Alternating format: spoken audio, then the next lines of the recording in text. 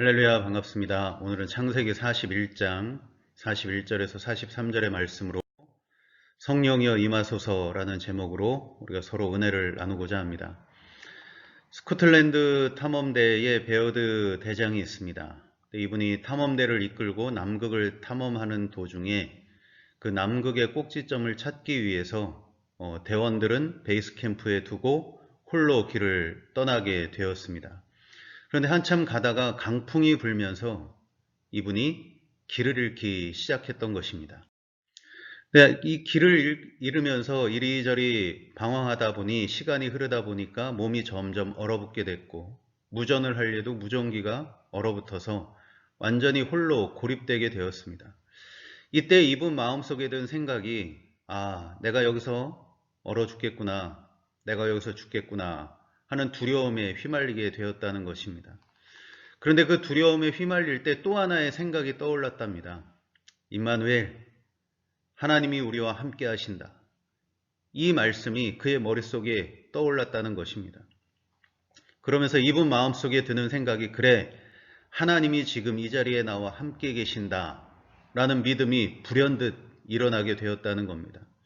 그래서 이분이 그 믿음을 가지고 자리를 박차고 일어나서 뒤로 돌아서 무작정 걸었다는 것입니다. 하나님이 나와 함께 하신다. 하나님이 나와 함께 하신다. 생사의 갈림길에서 그는 하나님을 믿고 하나님이 나와 함께 하심을 믿고 걸었다는 것입니다. 그런데 한참을 걷다 보니 베이스 캠프에 도착하게 되었다는 것입니다. 그래서 이분이 그 베이스 캠프에 들어와서 하나님은 지금도 나와 함께 계신다. 임마누엘. 이 신앙 고백을 하게 되었다는 것입니다. 하나님은 늘 우리와 함께 계십니다. 우리가 지난주에 요셉을 보았는데 요셉에게도 하나님이 함께 계셨고 이 베어드 대장에도 그리고 오늘 우리들에게도 하나님은 함께 하십니다. 그리고 더 은혜가 되는 것은 우리 하나님은 우리가 정말 위기에 봉착했을 때 힘들고 어려울 때 하나님은 우리에게 더 가까이 다가오신다는 것입니다. 오늘 요셉을 보면서 정말 하나님은 힘들고 어려울 때 나와 정말 더 가까이 계시는가 그것을 확인해 보려고 합니다. 하나님은 요셉과 늘 함께 하셨습니다. 언제 어디서나 하나님은 요셉과 같이 계셨습니다. 그런데 성경의 기록을 보면 하나님께서 요셉과 함께 하셔서 요셉이 형통한 자가 되었다는 것을 성경은 언제 기록하고 있느냐 하는 것입니다. 성경이 그 사실을 기록할 때는 이때입니다. 여호와께서 요셉과 함께 하심으로 그가 형통한 자가 되어 그의 주인 애굽 사람의 집에 있으니, 즉 요셉이 노예로 팔려간 후에 성경은 하나님께서 요셉과 함께 하셨다는 것을 기록하고 있다는 겁니다. 그럼 그 이전에는 어떠했을까요? 창세기 37장에는 요셉의 어린 시절이 나옵니다. 이렇게 기록하고 있습니다. 요셉은 노년에 얻은 아들이므로 이스라엘이 여러 아들들보다 그를 더 사랑함으로 그를 위하여 채색옷을 지었더니 라고 기록합니다. 어릴 때는 세상 물정을 모르고 그저 아버지 그늘에서 행복한 시절을 보내고 있을 때 성경은 하나님께서 그와 함께 하신다는 말씀을 기록하고 있지 않습니다. 물론 그때에도 하나님은 요셉과 함께 하셨음이 틀림이 없습니다. 그러나 이때는 성경은 하나님이 함께 하신다는 사실을 기록하고 있지 않다가 언제 기록했느냐? 앞서 말씀드린 대로 요셉이 노예로 팔려갔을 때, 그때 하나님이 요셉과 함께 하셨다라는 것을 기록하고 있다는 겁니다. 아버지와 함께 자기 생각에는 형들과 잘 살고 있다고 생각했는데 그 형들의 시기와 미움과 배반으로 갑자기 노예가 되었을 때 요셉이 얼마나 배신감에 그리고 두려움에 그리고 절망감에 사로잡혔을까를 생각하게 됩니다. 그때 하나님께서는 요셉에게 내가 너와 함께 있다. 그리고 너는 형통한 자가 될 것이다. 라고 성경은 그렇게 요셉을 위로하고 있다는 것입니다. 하나님은 평상시에도 우리와 함께 하시지만 이렇게 요셉에게처럼 절망과 위기가 찾아올 때 하나님은 더욱 우리와 가까이 계십니다. 그 다음에도 그렇습니다. 이제 요셉이 노예 생활에 어느 정도 적응이 되었습니다. 그 생활을 잘 하고 있습니다. 근데 그 노예 생활을 잘 적응할 때 하나님이 요셉과 함께 하셨다는 기록은 없습니다. 그러다가 언제 또 성경이 하나님이 요셉과 함께 하셨다는 그 말씀을 기록하고 있는가 하면 보디발의 아내의 모함으로 또 한 번의 위기가 찾아왔을 때, 감옥에 갔을 때, 누명을 쓰고 감옥에 가서 또 한 번의 나락으로 떨어졌을 때, 그때 성경은 다시 한번 그 얘기를 기록하고 있습니다. 여호와께서 요셉과 함께 하시고 그에게 인자를 더하사 간수장에게 은혜를 받게 하시매, 이렇게 기록하고 있습니다. 하나님은 요셉과 늘 함께 하셨지만 특별히 요셉이 이렇게 인생의 고비를 넘어갈 때, 이때 꼭 성경은 하나님은 요셉과 함께 하셨고 그에게 인자를 더해 주셨고 그는 형통한 자라는 것을 꼭 기록을 했다는 것입니다. 로마서 5장에 보면 이런 말씀이 있습니다. 그러나 죄가 더한 곳에 은혜가 더욱 넘쳤나니, 이 말씀이 있습니다. 죄가 더한 곳에 은혜가 더욱 넘치는 것처럼 고통과 아픔이 있는 곳에, 고난과 어려움이 있는 곳에 하나님의 은혜는 더하는 줄로 믿습니다. 이때 우리에게 필요한 것이 있습니다. 하나님의 은혜가 나에게 찾아올 때 우리가 꼭 기억해야 될 것이 한 가지가 있습니다. 그것이 뭐냐 하면 로마서 6장 1절, 고린도 후서 6장 1절, 우리가 하나님과 함께 일하는 자로서 너희를 권하노니 하나님의 은혜를 헛되이 받지 말라, 이렇게 말씀합니다. 하나님이 우리에게 은혜를 주실 때 우리가 할 일은 주시는 은혜를 헛되이 받지 않는 것입니다. 하나님이 주시는 은혜를 귀하게 받는 것입니다. 오늘 여러분, 우리들은 하나님께서 나에게 과연 어떤 은혜를 주고 계시는지 오늘 한번 우리들이 묵상해 보기를 원합니다. 그리고 하나님이 나에게 은혜를 주시는 이때 나는 그 은혜를 어떻게 다루고 있는지, 나는 그 은혜를 어떻게 대하고 있는지 나의 모습을 점검해 보는 그런 예배와 그런 하루가 되기를 원합니다. 수로보니게 여인이 귀신 들린 딸로 인해서 예수님을 찾아갑니다. 그때 예수님께서는 그 여인에게 매몰찬 말을 하셨습니다. 주인이 자녀가 먹을 걸 개들에게 주지 않는다. 그럴 때 이 여인이 예수님께 이렇게 말합니다. 주여, 올소이다마는 개들도 제 주인의 상에서 떨어지는 부스러기는 먹습니다. 이렇게 말합니다. 이 여인은 주님으로부터 은혜 받는 자세가 되었습니다. 그는 하나님의 은혜가 아니면, 주님의 은혜가 아니면 자기의 딸이 낫지 않는다는 것을 알고 있었습니다. 그녀에게 지금 가장 중요한 것은 부스러기 같을지언정 하나님의, 주님의 은혜를 받는 것이 가장 중요했습니다. 오늘 우리들에게도 그렇습니다. 이 시대를 살아가고 있는 우리들, 코로나를 살아가고 있는 우리들, 여러 가지 힘들고 어려운 우리들, 이 순간에 우리에게 가장 필요한 것은 하나님의 은혜라는 것을 우리가 우리의 믿음으로 되새기는 것입니다. 하나님의 은혜를 헛되이 받지 않는 저와 여러분들이 되기를 간절히 원합니다. 요셉 역시 어렵고 힘들 때 하나님의 은혜를 잘 받아낸 사람이었습니다. 그렇다면 오늘 우리들은 어떻게 하면 하나님의 은혜를 헛되이 받지 않을 수 있으며, 어떻게 하면 하나님께서 주시는 은혜를 나의 치료로, 나의 소망으로, 나의 기도 응답으로, 나의 사명으로 어떻게 승화시키며 살아갈 것인가, 이것을 우리가 살펴보고자 합니다.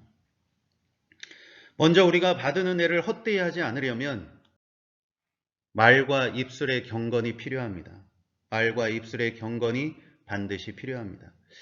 무슨 말씀인가 하면 이스라엘 백성들이 출애굽한 후에 광야에 들어갔을 때 그들은 어렵고 힘든 일이 있을 때마다 가장 먼저 하는 말들이 원망과 불평의 말들이었습니다. 마실 물이 없을 때도 원망하고 불평했습니다. 고기가 없다고 원망하고 불평했습니다. 왜 우리를 광야에서 죽게 하느냐고 모세를 향해 분노를 쏟아내었습니다. 반면 요셉의 경우는 어떤가? 갑자기 노예가 되었을 때 그 절망과 두려움 역시 광야에 물이 없는 것만큼 할 것이고, 억울한 죄수가 된 것도 역시 고기가 없는 것처럼 힘들고 어려운 일이었을 것입니다. 그럼에도 성경은 가만히 보면 요셉이 원망을 했다거나 불평을 했다거나 그런 기록을 하나도 기록해 놓고 있지 않습니다. 요셉도 힘들었을 텐데 성경에서는 그 원망과 불평이란 말을 기록하고 있지 않습니다. 어떤 면에서 이스라엘 백성들은 요셉보다 더 큰 은혜를 받았습니다. 홍해가 갈라졌습니다. 10가지 재앙을 경험했습니다. 그들은 그들의 눈앞에서 구원의 사건을 경험한 사람들입니다. 그런데 그 받은 은혜들이 어디로 갔는지 다 사라지고 이스라엘 백성들의 마음에 남은 것은 완악함과 원망과 분노만이 있었다는 것입니다. 여기서 이스라엘 백성들과 요셉에게는 차이가 있습니다. 한 가지밖에 없습니다. 말을 하였느냐, 말을 하지 않았느냐의 차이입니다. 창세기 40장 14절에 보면은 요셉이 술 맡은 관원장의 꿈을 해석해주고 그가 감옥에서 나가게 될 때 뭐라고 말했냐 하면 내 사정을 바로에게 아뢰서 이 집에서 나를 건져주소서 이렇게 부탁을 합니다.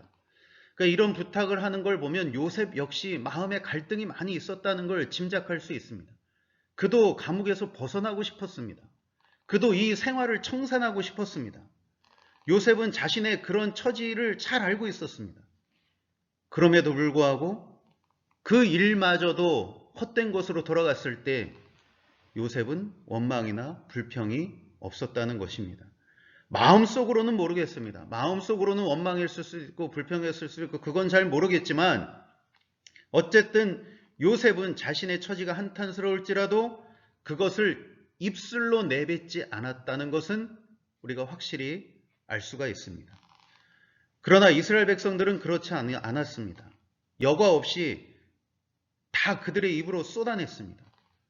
중요한 것은 이스라엘 백성들의 입속에서 원망과 불평이 쏟아질 때마다 하나님이 주시는 은혜도 같이 쏟아져 나왔다는 것입니다. 시편에 보면 이런 말씀이 있습니다.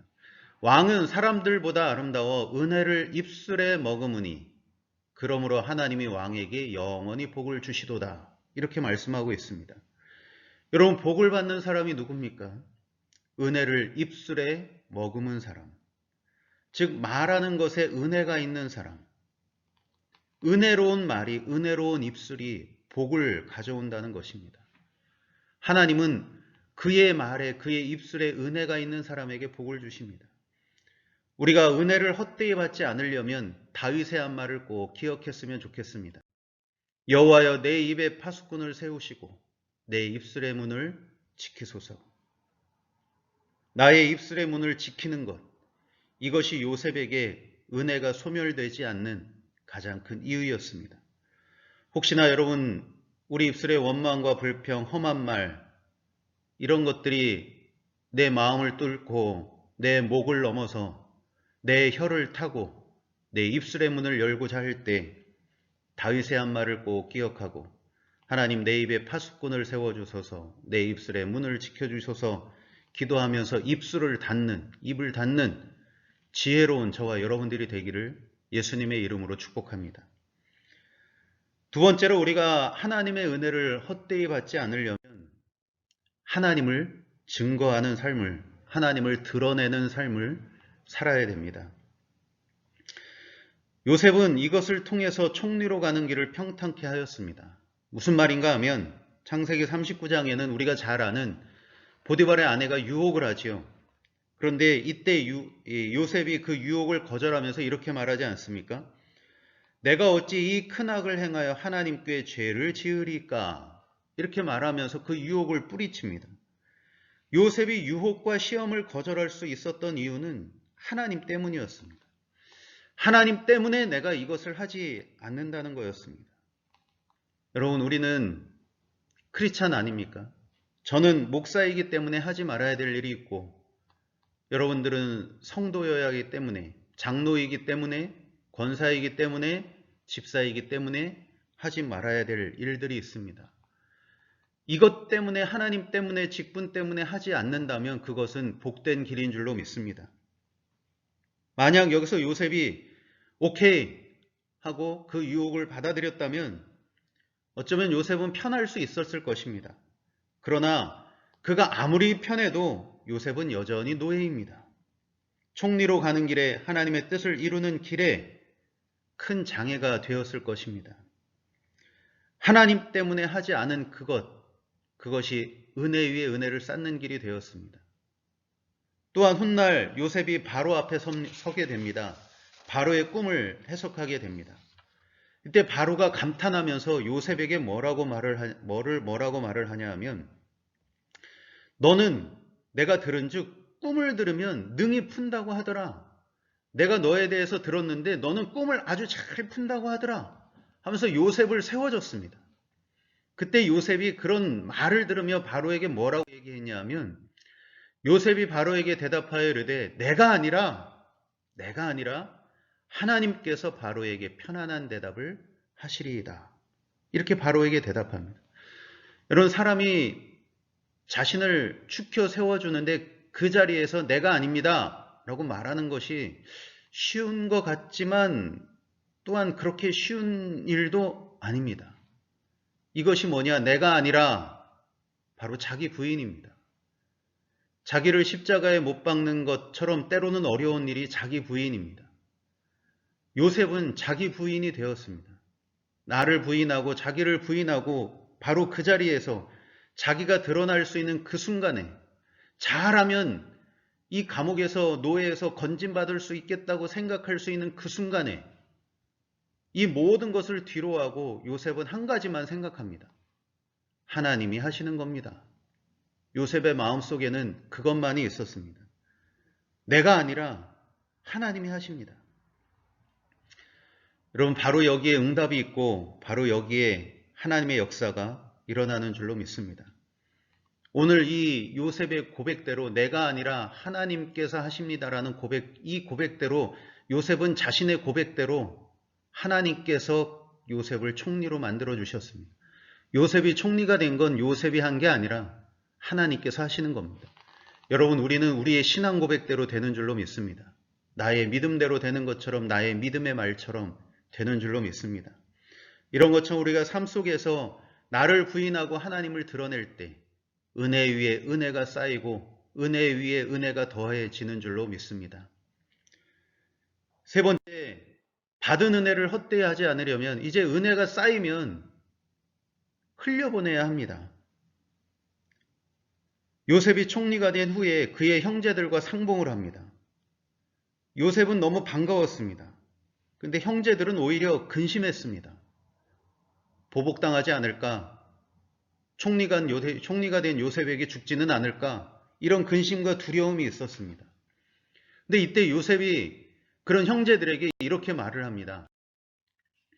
당신들이 나를 이곳에 팔았다고 해서 근심하지 마소서, 한탄하지 마소서. 하나님이 생명을 구원하시려고 나를 당신들보다 먼저 보내셨나이다. 이렇게 고백하고 있습니다. 요셉은 이 자신의 모든 삶을 되돌아보니 이것은 내가 팔려온 것이 아니고 보냄을 받은 것이다 라고 결론 지었다는 겁니다. 얼마나 은혜로운 생각입니까? 사실도 그렇고, 여러분, 팔려왔다고 생각하는 것과 나는 보냄을 받았다고 생각하는 것은 하늘과 땅 차이입니다. 은혜가 왜 중요합니까? 내 생각에 내 마음에 사로잡히는 것이 아니라 하나님의 큰 뜻을 보게 하기 때문에 은혜가 중요한 것입니다. 은혜가 없으면 내가 팔려왔다고 생각하고 이스라엘 백성들처럼 원망과 분노에 사로잡혀 있을 수 있겠지만, 그러나 그게 아니라 은혜가 있는 요셉은 그게 아니구나. 하나님이 나를 이곳에 먼저 보내신 것이구나. 이것이 하나님 뜻이구나. 형들이 나를 팔은 것도 하나님 뜻이구나. 나를 보내기 위해 하신 것이구나. 은혜가 요셉의 마음을 얼마나 평안하게 했겠습니까? 은혜가 요셉에게 얼마나 사명을 감당할 수 있는 힘을 주었겠습니까? 이로 인해서 요셉과 그 주변에 일어난 그 형제들에게 일어난 일이 무엇입니까? 바로 용서였습니다. 나를 판 게 아니라 하나님이 나를 보내셨다고 믿는 그에게 일어날 수 있는 일은 바로 용서, 포용, 하나가 되는 것이었습니다. 은혜가 주변으로 흘러가는 순간이었습니다. 여기에 무슨 복수가 있고 여기에 무슨 원망이 있겠습니까? 여러분, 이렇게 하나님이 우리에게 주시는 은혜는 주변으로 흘러가야 합니다. 이렇게 은혜가 주변으로 흘러가니 또 하나의 은혜로운 일이 일어납니다. 용서와 포용, 하나가 되는 그 자리에 생명이 싹트기 시작합니다. 요셉이 형제들에게 창세기 45장에 하나님이 큰 구원으로 당신들의 생명을 보존하고 당신들의 후손을 세상에 두시려고 나를 당신들보다 먼저 보내셨습니다. 이렇게 말하고 있습니다. 여러분, 은혜가 흘러가는 그곳에는 하나님이 주시는 생명이 열매를 맺게 되는 줄로 믿습니다. 은혜를 흘려보내는 그 사람과 그 주변에는 살아나는 역사가 있는 것입니다. 그래서 여러분, 우리들은 은혜를 사모해야 합니다. 은혜를 받기를 기다려야 합니다. 그리고 은혜 받는 것에 우리는 집중해야 되는 것입니다. 말씀의 결론을 맺겠습니다. 하나님은 우리와 늘 함께 하시지만 특별히 우리가 벽 앞에 서 있을 때, 우리 힘으로 벅찬 일을 당했을 때, 내 감정으로는 도저히 지금의 나 자신을 컨트롤할 수 없을 때, 그때 하나님은 우리에게 더 가까이 계시고 우리를 더 굳세게 붙들어 주십니다. 이것이 은혜입니다. 여기서 중요한 것이 앞서 말씀드린 대로 은혜를 헛되이 받지 않는 겁니다. 입술에 파수꾼을 세워 은혜가 새나가지 않도록, 소멸되지 않도록, 자기를 부인하고 하나님을 드러내는 삶을 통해 내 안에서 은혜가 쌓여가도록, 그래서 내 안에 쌓인 은혜가 주변으로 흘러가서 거기에 구원의 역사가 일어날 수 있도록, 이것이 은혜를 헛되이 받지 않는 것입니다. 그런데 여러분, 앞에서 잠깐 말씀드린 대로 이스라엘 백성들은 출애굽하면서 요셉보다 더 큰 은혜를 보고 경험했습니다. 그런데도 그 은혜를 다 쏟아부었습니다. 원망과 분노와 불평으로 다 쏟아부었습니다. 급기야는 가나안을 눈앞에 두고 저 땅에는 못 들어간다, 우리는 메뚜기 같다라며 믿음 없는 사람들이 되었습니다. 은혜가 사라지면 낙심이 살아나고, 은혜가 사라지면 원망과 불평이 일어납니다. 은혜가 사라지면 믿음도 식습니다. 그런데 요셉은 이런 경험을 하지 않았음에도 불구하고, 이스라엘 백성들이 경험한 그런 홍해가 갈라지는 이런 기적을 경험하지 않았음에도 불구하고 어떻게 그렇게 은혜를 받고 은혜에 은혜를 더하며 은혜를 흘려주는 그런 사람이 되었는가 하는 겁니다. 도대체 이스라엘 백성들과 요셉의 차이가 뭘까 하는 것입니다. 어떤 사람은 은혜를 담고 어떤 사람은 은혜를 쏟아낼까? 성경을 가만히 보면 성경은 요셉을 하나님이 함께하는 사람, 그래서 형통한 사람이다 라고 표현함과 동시에 또 하나 성경이 요셉을 향해서 이렇게 기록한 것을 볼 수 있습니다. 바로가 그의 신하들에게 이르되 이와 같이 하나님의 영에 감동된 사람을 우리가 어찌 찾을 수 있으리요 하고, 여러분, 성경이 요셉을 기억하면서 기록한 것이 하나님이 함께해서 형통한 자가 됐다는 것과 함께 또 하나 성경이 요셉을 우리에게 소개하기를 요셉은 하나님의 영에 감동된 사람, 성령 충만한 사람이었다는 것입니다. 이스라엘 백성과 요셉과의 가장 큰 차이점이 바로 이것이었습니다. 이 성령의 역사가, 하나님의 영에 감동되는 이 역사가 은혜를 쏟아내느냐 아니면 은혜를 담느냐, 이것이었습니다. 여러분, 우리는 어디서든 은혜는 받을 수 있습니다. 그런데 그 받은 은혜를 요셉처럼 내 삶의 한 부분으로 자리 잡게 하는 것은 결코 쉬운 일이 아닙니다. 은혜는 받지만 대부분은 그 은혜가 그 자리에서 받을 때 좋은 것으로 끝나는 경우가 너무나 많습니다. 이스라엘 백성들처럼 정말 큰 은혜는 받았지만 그것이 얼마 안 가 그냥 소멸되는 경우가 너무나 많습니다. 물과 고기가 없을 때 그들이 홍해 앞에서 받은 그 큰 은혜는 어디 갔나 찾아볼 수 없었습니다. 가나안을 정탐하고 온 그들에게, 마치 메뚜기 같다고 말하는 그들에게 10가지 재앙으로 애굽을 굴복시켰던 하나님의 놀라운 능력을 체험한 그들의 체험은 도대체 어디 갔는지 찾아볼 수가 없었습니다. 그냥 그때뿐이었습니다. 그때뿐인 것, 그냥 그때뿐인 것, 이것이 우리의 신앙생활에 얼마나 큰 담이 되는지 모릅니다. 그러나 요셉은 아니었습니다. 그는 하나님의 은혜를 받은 후에 자기가 받은 그 은혜로 자신 안에 있던 분노와 원망과 불평을 잘 소화시켰습니다. 형제들을 용서할 수 있었습니다. 자신을 부인하고 하나님의 이름을 증거하게 되었습니다. 이렇게 은혜가 삶에 녹아들게 하는 것, 은혜가 내 삶의 변화를 가져오게 하는 것, 이것이 바로 하나님의 영에 감동된 사람, 성령 충만의 은혜가 있는 사람, 그 역사의 은혜였다는 것입니다. 은혜가 은혜로 끝나는 것이 아니라 은혜가 내 삶의 원동력이 되게 하는 것, 이것이 성령님의 역사입니다. 예수님의 12제자 베드로를 비롯한 이 제자들 오순절 성령의 역사 이전에는 오병이어 귀신 출출, 병이 낫는 것, 풍랑을 잠잠케 하는 것, 이런 수많은 기적의 은혜를 경험했습니다. 그러나 그들도 그때뿐이었습니다. 그래서 결국 그들은 예수님이 붙잡히시던 날 다 예수님을 버리고 도망갈 수밖에 없었습니다. 그러나 그들이 오순절 성령 강림의 은혜를 받은 후에 어떻게 됐느냐? 그들은 그들이 받았던 수많은 은혜, 예수님께로 들었던 그 수많은 말씀들을 기억해냈습니다. 요한복음에 보면 성령은 생각나게 하신다고 하셨습니다. 그래서 모든 은혜와 모든 말씀이 생각나서 오히려 이제는 그들의 삶을 복음 증거하는 데 바치게 되었던 것입니다.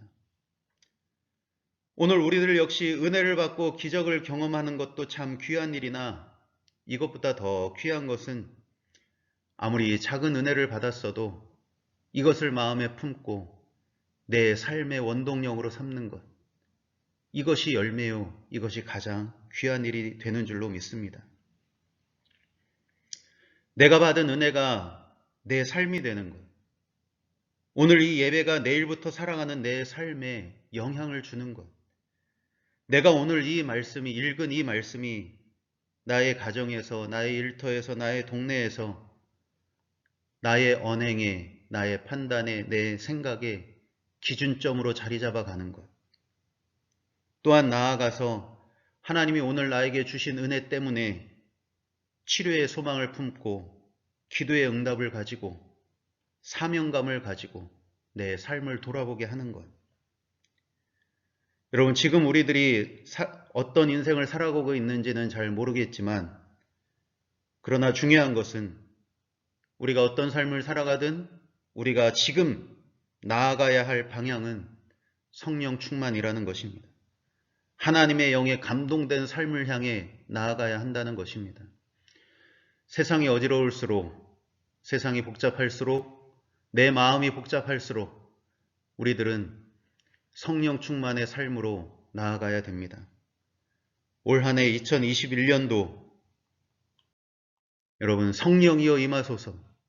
하나님 나에게, 우리 가정에게, 우리 교회 위에, 일터 위에 성령이여 임하소서. 요셉이 하나님의 감동된 사람으로 살아간 것처럼 하나님, 우리도 성령에 감동된 사람으로 살아가게 하옵소서. 이 기도와 이 은혜와 이 응답을 받는 귀한 2021년도가 되기를 예수님의 이름으로 축복합니다.